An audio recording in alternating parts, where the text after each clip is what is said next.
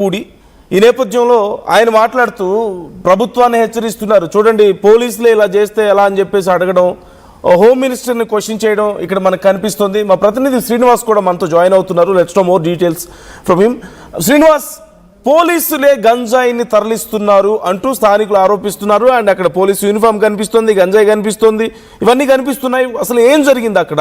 ఈ యాక్సిడెంట్ ఎలా జరిగింది? అందులో ఉన్న యూనిఫామ్స్, ఆ గంజాయి ఇవన్నీ ఎలా బయటపడ్డాయి? డీటెయిల్స్ ఏంటి ఈ ఇన్సిడెంట్కి సంబంధించి? నందు, జరిగిన సంఘటన మటుకి చాలా పెద్ద ఎత్తున దుమారం కనిపిస్తుంది. ఎందుకంటే గతంలో ఇప్పుడు ఎటువంటి ప్రమాదం జరిగినా అనేక ప్రమాదాల్లో పోలీసులు ఇన్వాల్వ్ అయిన నేపథ్యం అయితే ఇది దానికి భిన్నంగా కనిపిస్తుంది. ఎందుకంటే అద్దంకి పరిధిలోని శంకవరపాడు వద్ద, అంటే అద్దంకి మండలం కింద వస్తుంది, శంకవరపాడు దగ్గర జరిగినటువంటి ఈరోజు సాయంత్రం జరిగినటువంటి ప్రమాదంలో ఆ పోలీసులు మద్యం మత్తులో ఉన్నారు. ఆ పోలీసులు నడుపుతున్నటువంటి వాహనం ఏదైతే ఏపీ 27 CB 4789 అనే ఒక షిఫ్ట్ కారు ఏదైతే ఉందో ఆ కారులో గంజాయి రవాణా కూడా జరుగుతుంది. డ్రైవింగ్ సీట్ కి దగ్గరగా మద్యం అదేవిధంగా వాళ్ళు మందు తాగినట్టు కూడా ఆనవాళ్ళు ఉన్నాయని చెప్పేసి కూడా ఇప్పుడు ప్రధాన చర్చ నడుస్తుంది. కాకపోతే ఈ రోజు జరిగిన సంఘటన నేపథ్యం ఏంటంటే శంకరపాడు దగ్గర బల్లికురవ నుంచి ఈ పోలీసు వాహనం వెళ్తుంది. అదేవిధంగా అద్దంకి నుంచి ఆటో వస్తున్న క్రమంలో ఎదురుగా ఆటోలు ఢీకొంటే ఆటో తీవ్ర స్థాయిలో డ్యామేజ్ అయింది. ఆ డ్యామేజ్ ఘటనలో కూడా 5గురికి గాయాలైతే వాళ్ళు 108 ద్వారా అతనికి హాస్పిటల్కి తరలిస్తూ వాళ్ళకి చికిత్స కూడా ఇస్తున్నారు. కాబట్టి సంఘటన స్థలానికి వచ్చినటువంటి పక్కన ఉన్నటువంటి శంకరపాడు గ్రామ ప్రజలు వాళ్ళు అక్కడ ఉన్న పరిస్థితిని చూసి వాళ్ళు అమ్మటే వాళ్ళు చూసి కారులో ఉన్న వాళ్ళు కూడా అబ్స్కాండ్ అయిపోయారు అని చెప్పేసి కూడా చెప్తున్నారు. కాకపోతే దానికి సంబంధించి ఎటువంటి ఆధారాలు కానీ విజువల్స్ కానీ వాళ్ళు తీసినట్టు కనిపిస్తారు. కాకపోతే ఈ కేసును విచారణ చేసినప్పుడు అభ్యర్థి మరియు సుబ్బరాజు కొంత అక్కడ జరిగిన సంఘటన హైట్ చేసే విధంగా ప్రవర్తిస్తారని చెప్పేసి శంకరపాడు గ్రామస్తులు అయితే భారీ స్థాయిలో ధ్వజం ఇచ్చారు. పోలీసులు మాటలు కూడా ఎక్కడ కనుకోకుండా వాళ్ళే నేరుగా ఆ కారు డోర్లు తీసి ఆ మందుబాటు చూపించడం కానీ వెనక డిక్కీలో ఉన్నటువంటి గంజాయి తీసి ఇది గంజాయి అని చెప్పేసి వాళ్ళు బహిరంగంగా చూపించడం కానీ ఇది మొత్తానికి చూసుకున్నట్టయితే ఒక రకంగా పోలీసులు దీన్ని వాళ్ళు చేసిన తప్పుని మభ్యపెట్టే విధంగా ప్రయత్నం చేస్తున్నారా అని చెప్పేసి ఒక అనుమానం అయితే వస్తుంది. దీని మీద మట్టికి శంకరపాడు గ్రామస్తులు గట్టిగానే, అంటే పోలీసులకు బలంగానే ఢీకొట్టి ఆ తప్పుని పోలీసులు చేస్తే ఎలాగా ఈ విధంగా జరుగుతుంది అని చెప్పేసి వాళ్ళైతే గట్టిగా ప్రశ్నిస్తున్న నేపథ్యంలో కూడా పోలీసుల నుంచి కూడా గట్టి ప్రతిఘటన ఎదురైందని చెప్పి చెప్పుకోవచ్చు. ఎందుకంటే గ్రామస్తులు బెదిరిస్తూ కూడా పోలీసులు కొన్ని వ్యాఖ్యలు చేసినట్టు ఇది గంజాయి తాకూడదు, గంజాయి తాకితే తాకిన వాళ్ళ మీద కూడా కేసులు పెడతాను, దీని మీద అంత కేసు విచారణ జరుగుతుంది, ఇది ఎవరిది, ఇలాంటి విషయాలు కూడా పోలీసులు వారిని భయపెట్టే ప్రయత్నం చేసినట్టు కూడా కనిపిస్తున్నారు. గ్రామస్తులు ఎక్కడ తగినట్టు కూడా కనిపించలేదు. ఎందుకంటే వాళ్ళు పోలీసులు ప్రజల్ని కాపాడుకోవాల్సిన వారు, తప్పు చేస్తే శిక్షించాల్సిన వారు, వాళ్ళే తప్పు చేసి కారు డ్రైవింగ్ చేసే టైంలో మద్యం సేవించడంతో పాటు టిక్కీలో అధిక మోతాదులో గంజాయి రవాణా చేస్తున్నారు. కాకపోతే గంజాయి ఎక్కడి నుంచి ఎక్కడికి తీసుకెళ్తున్నారు, అసలు ఏంటి అనేది బట్టి పూర్తిగా విచారణ చేసిన తర్వాత కానీ ఆ విషయాలు బయటకు రావన్నట్టు కూడా అభ్యర్థి చెప్తున్నారు సుబ్బరాజు. కాకపోతే అసలు ఎందుకు గంజాయి అంటే వితౌట్ ఎనీ ఎస్కాట్ కానీ లేకపోతే ఎనీ పేపర్స్ కానీ, ఏదైనా ఫర్ ఎగ్జాంపుల్ ఏదైనా కేసులో గంజాయిని పట్టుకున్నట్టయితే దానికి ఒక ప్రాపర్ డాక్యుమెంటేషన్ ఉంటుంది. ఆ డాక్యుమెంట్ గానే ఆ గంజాయిని తరలించాల్సి ఉంటుంది, అది పోలీసు చేస్తారు. కాకపోతే ఇక్కడ సివిల్ డ్రెస్ లో ఉన్న ఇద్దరు పోలీసు వ్యక్తులు అది కూడా అనుమానం వ్యక్తం చేస్తున్నారు. అది బల్లికుర్ర ఎస్ఐ నాగరాజు, అదేవిధంగా సతబాబులు సిఐ నాగమల్లేశ్వరరావు ఇద్దరు కారులో ఉన్నట్టు కూడా ఆ పేర్లు అయితే వినిపిస్తున్నాయి కానీ ఎక్కడ విజువల్స్ లో కనిపించినట్టు తెలియదు. కాకపోతే పోలీసులు విచారణలో ఏం తెలుస్తుందా అని చెప్పేసి పూర్తిగా వాళ్ళు ఎవరు అనేది తెలుస్తుందా శ్రీనివాస్? అంటే లోపల ఉన్న పోలీసులు ఎవరు, వాళ్ళు ఎక్కడి ప్రాంతానికి సంబంధించిన వాళ్ళు అనే డీటెయిల్స్ ఏమైనా తెలుస్తున్నాయా?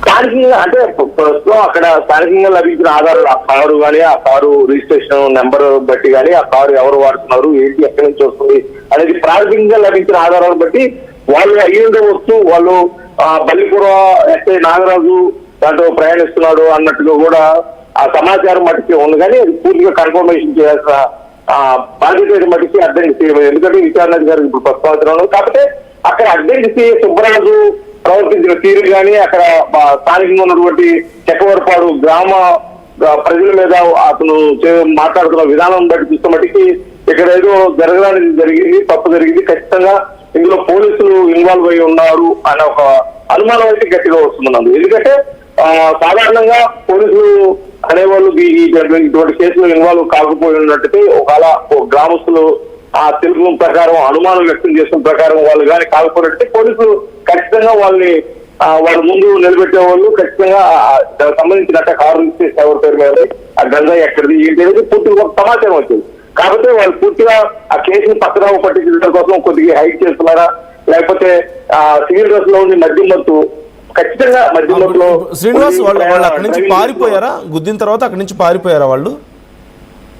గుద్దిన తర్వాత ఆటో తిరగబడిపోయి 5 గాయాలైన తర్వాత గ్రామస్తులు అక్కడ చేరే లోపల ఈ వేరే వాహనంలో వీళ్ళు అక్కడి నుంచి వెళ్ళిపోయి సమాచారం స్థానికంగా ఉన్నటువంటి అర్ధంకి సిఐకి సమాచారం ఇచ్చినట్టు అర్ధంకి సిఐ అదేవిధంగా లోకల్ ఎస్ఐతో కలిసి సంఘటన స్థలానికి వచ్చి ఆ కార్ని అంటే దాంట్లో ఉన్న గంజాయిని మరి పక్కకు తప్పించేదానికో లేకపోతే హైడ్ చేసేదానికో లేకపోతే ఈ కేసును పక్కదారి పట్టించేదాని కోసం మరి ప్రయత్నాలు చేశారు తెలియదు.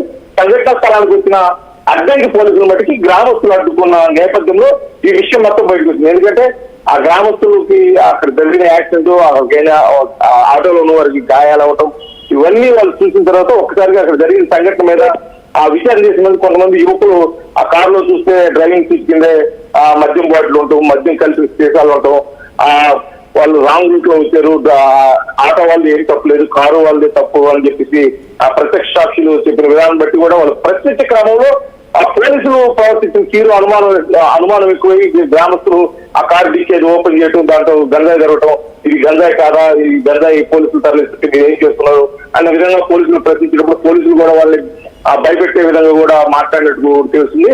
ఏదైనప్పటికీ ఈ జరిగిన సంఘటన బట్టి స్థానికంగా అంటే అది ఆ నియోజకవర్గం అర్ధంగి నియోజకవర్గం రాష్ట్ర విద్యుత్ శాఖ మంత్రి గొట్టిపాటి రవికుమార్ ఇలాకాలో ఇటువంటి జరగడం మరి అది రాష్ట్ర ముఖ్యమంత్రి అదేవిధంగా హోమ్ మినిస్టర్ ఏ విధంగా ఎంతవరకు సీరియస్ గా తీసుకుంటారో అది కూడా పూర్తిగా వేచి చూడాల్సిన పరిస్థితి. కాకపోతే జరిగిన సంఘటన మీద మటుకి ఈ జరిగిన ఈ గంజాయి తరలింపు మద్యం సేవించి వాహనం నడిపి ఆటోను ఢీకొట్టి 5 గాయాలయ్యే అయ్యే విధంగా చేసినటువంటి ఈ పనిలో ఖచ్చితంగా పోలీసులు ప్రమేయం ఉన్నట్టుగా తెలుస్తుంది. కాబట్టి ఇది అధికారికంగా నిర్ధారణ కావాల్సి ఉంది మాకు. ఇప్పుడున్న శంకరపాడు గ్రామస్తుల మటుకి ఖచ్చితంగా పట్టుబడుతున్నారు. మీ మీద కేసులు పెడతామని చెప్పేసి ఈ కారుని పోలీసులు అనుమతి లేకోకుండా ఎవరు డోర్ ఓపెన్ చేశారు, ఎవరు డిక్కీ ఓపెన్ చేశారు, ఎందుకు చేయాల్సి వచ్చింది, మీ మీద కేసులు పెడతామని చెప్పేసి పోలీసులు పదే గ్రామస్తుల్ని హెచ్చరించినప్పటికీ కూడా వాళ్ళు ఇవేమీ లెక్క చేయకుండా వాళ్ళు క్షుణ్ణంగా అక్కడ ఉన్న వాటికి అంటే ఆ వీడియో తీసి వీడియోలు బయట పెట్టి ఇది పోలీసులు చేసిన పని. ఎందుకంటే దాంట్లో యూనిఫామ్ కూడా ఉన్నట్టు కూడా మనకు కనిపిస్తుంది. పోలీసులు కాకపోతే పోలీసు యూనిఫామ్ ఆ వెహికల్ లో ఎందుకు ఉంటుందని చెప్పేసి. కాకపోతే ఇక్కడ కొన్ని విషయాలు క్లియర్ కట్ గా అయితే ఇందులో పోలీసు ప్రమేయం ఎంతవరకు ఉంది అదే తెలుస్తుంది. ఈ ఏపీ 27 CB 4789 అనే కారు ఎవరు యూజ్ చేస్తున్నారు, అది ఎవరి పేరు మీద రిజిస్ట్రేషన్ అది గత కొంతకాలంగా ఎవరు హ్యాండ్ ఓవర్ లో ఉందనేది ఒక విషయం బయటకు వస్తే ఇది ఖచ్చితంగా దీంట్లో ఉన్నటువంటి పోలీసులు ఉన్నారా లేకపోతే మరి వేరే వాళ్ళు ఎవరైనా ఉన్నారంటే ఒకవేళ వాహనం పోలీసులు దయ ఉండి అయ్యి వాళ్ళ ఫ్రెండ్స్ కానీ ఎవరైనా తీసుకెళ్తున్నారా, వాళ్ళ తీసుకెళ్ళిన సరే గంజాయి ఎందుకుంది, మద్యం బాటిల్స్ ఎందుకున్నాయనేది ఒక అనుమానం కూడా. కాకపోతే ఇక్కడ క్లియర్ కట్ గా జరిగిన సంఘటన లభించిన ఆధారాలు బట్టి ఈ వాహనం పోలీసులు నడుపుతున్నారు, మద్యం సేవించున్నారు, దాంట్లో గంజాయి తరలిస్తున్నారు. కాకపోతే ఆ గంజాయి ఎక్కడి నుంచి ఎక్కడ తరలిస్తున్నారు, ఎందుకు తరలిస్తున్నారు, ఎలా తరలిస్తున్నారు, అసలు వీళ్ళు ఏదైనా కేసు మీద తరలిస్తున్నారా లేకపోతే ఏదైనా వ్యక్తిగతంగా తరలిస్తున్నారా లేకపోతే ఇంకేదైనా కారణాలు ఉన్నాయని బట్టి పూర్తిగా విచారణ నివేదిక బయటకు వచ్చేదని తెలియపరిచింది. కాకపోతే ఇక్కడ ఒకటే అనుమానం అద్దెంకి సిఐ సుబ్బరాజు ప్రవర్తించిన తీరు, అక్కడ ప్రజలకి చెప్తున్న సమాధానంలో మటుకి ఆ పోలీసులు తప్పు ఖచ్చితంగా ఉన్నట్టుగా కూడా మనకి కనిపిస్తున్నది. Right. Thank you Srinivas, thanks for the details. So మొత్తం మీద ఇక్కడ ఒకవేళ ఇన్ కేస్ పోలీసులు ఎక్కడో పట్టుకున్న గంజాయిని అఫీషియల్గా ఇంకో చోటుకి తరలిస్తున్నారో అనుకుందాం, అంటే స్టేషన్కో ఎక్కడైతే ఆ గంజాయిని ఉంచుతారో ఫర్ ది రిపోర్ట్ సేక్ వాళ్ళు తరలిస్తున్నారో అనుకుందాం. ఆ టైంలో కనుక ఒకవేళ ఇలాంటిది ఏదైనా జరిగితే అక్కడ ఉన్న వాళ్ళు పారిపోవాల్సిన అవసరం ఉండదు, వెళ్ళి దాక్కోవాల్సిన అవసరం ఉండదు, అక్కడే ఉంటారు, స్థానికులతో మాట్లాడతారు. పొరపాటున వాళ్ళది ఒకవేళ పొరపాటు ఉంటే మాది పొరపాటు జరిగిందని చెబుతారు, లేదు స్థానికులది పొరపాటు ఉంటే అది ఎంత పెద్ద యాక్షన్ ఉంటుందో మనకు తెలిసిందే. సో అలా ఉంటుంది. కానీ ఈ యాక్సిడెంట్ జరిగిన వెంటనే అక్కడ ఉన్న వాళ్ళు వేరే చోటకు పారిపోయారు, సడన్గా పోలీసులు ప్రత్యక్షమయ్యారు. అక్కడ ఎవరు స్థానికులు ఏమైనా కాల్ చేసి పిలిచారా? లేదు, పోలీసులు ప్రత్యక్షమయ్యారు. అంటే సమాచారం ఎవరు ఇచ్చారు? ఎవరైతే పారిపోయారో వాళ్ళు ఇచ్చారు. కారులో యూనిఫామ్ క్లియర్గా కనపడుతుంది. పారిపోయారు అంటే ఖచ్చితంగా ఇది అఫీషియల్ ట్రాన్సాక్షన్ కాదు అనేది అర్థమవుతుంది. ఇదేదో something unofficial work, dirty work అనేది అర్థమవుతుంది క్లియర్గా. సో పారిపోయిన వాళ్ళు పోలీసులే అని కూడా ఇప్పుడు క్లియర్గా ఇక్కడ కొంత సమాచారం ఉంది. ఆర్ఎల్స్ ఆ స్థాయి ఇన్ఫ్లుయెన్స్ అయినా ఉండాలి, వాళ్ళకి సంబంధించిన వాళ్ళైనా ఉండాలి. క్లియర్గా యూనిఫామ్ కూడా కనిపిస్తోంది. పోలీసులు అక్కడికి వచ్చారు. వచ్చింది కాక అసలు లోపల చెయ్యి ఎవరు పెట్టారు, కవర్ బయటికి ఎవరు లాగారు, యూనిఫామ్ ఎవరు బయటకు తీశారు అని చెప్పేసి స్థానికులను బెదిరిస్తున్నారు అంటే they are trying to cover something. అక్కడ అవే అనుమానాలు వస్తున్నాయి.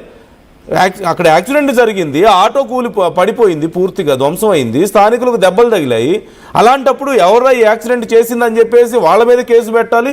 ఆ కారులో ఎవరెవరు డ్రైవ్ చేశారో, ఎవరెవరు ఉన్నారో వాళ్ళని తీసుకురావాలి. గంజాయి ఉంటే గంజాయి కొట్టారు, వాళ్ళు గంజాయి స్మగ్లింగ్ చేస్తున్నారని చెప్పేసి వాళ్ళ మీద కేసు పెట్టాల్సింది పోయి, ఒకవేళ యూనిఫామ్ ఉండి అది వాళ్ళది కాకపోతే అన్అఫీషియల్గా పోలీస్ యూనిఫామ్ క్యారీ చేయడం కూడా తప్పే, దానికి సంబంధించి కూడా కేసు పెట్టాలి. ఇవన్నీ వదిలేసి స్థానికులను వచ్చి వాళ్ళు బెదిరిస్తున్నారు అంటే, స్థానికులతో ఆర్గ్యూ చేస్తున్నారు అంటే ఎక్కడో కొంచెం తేడా కొడుతుంది obviously. So what you think views, మీకేమనిపిస్తుంది? ఈ అంశానికి సంబంధించి ఇప్పుడు అఫీషియల్గా సమాచారం రావాల్సి ఉంది. మరికొద్దిసేపట్లో ఈ అంశం మీద మరింత సమాచారాన్ని ఆర్టీవీ మీకు ఎక్స్క్లూజివ్గా అందించబోతోంది. మీ అభిప్రాయాలను కూడా మాతో షేర్ చేసుకోండి, కామెంట్ చేయండి.